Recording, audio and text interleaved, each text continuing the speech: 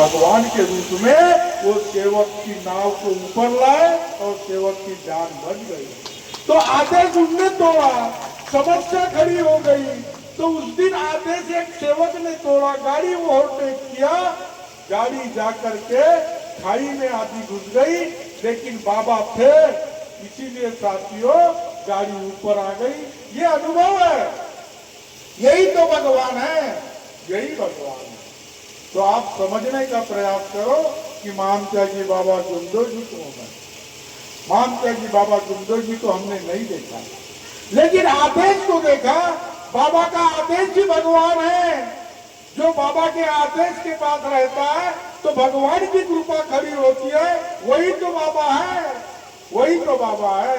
ये बात अगर सब सेवक समझ जाए तो निश्चित तौर से सेवक कभी गलती नहीं करेगा, कभी सेवक दुखी नहीं होगा और किसी परिवार में कोई समस्या नहीं होगी।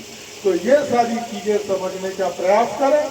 फिर हमारी गाड़ी नल्ले गली के चौक में रुकी, वहां सेवक लोग जमा हुए और बताए कार्यकर्ता कि ये एक अचानक सहयोग कैसा है कि गाड़ी आधी खाई में चली गई और फिर उसको ऊपर किसने लाया।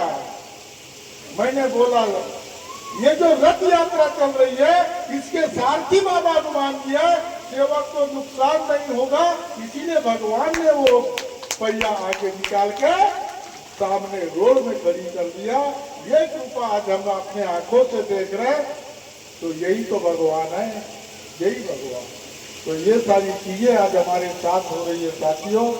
इसीलिए आप लोगों से मेरा निवेदन है, आपने देखा 31 जनवरी से लेकर अभी तक नित्य लांजी क्षेत्र में ऐसा कोई गांव नहीं है जहां कार्यक्रम नहीं हो रहा है, और एक एक दिन में 3-3 कार्यक्रम हो रहे हैं, फिर भी मैं जा रहा हूं।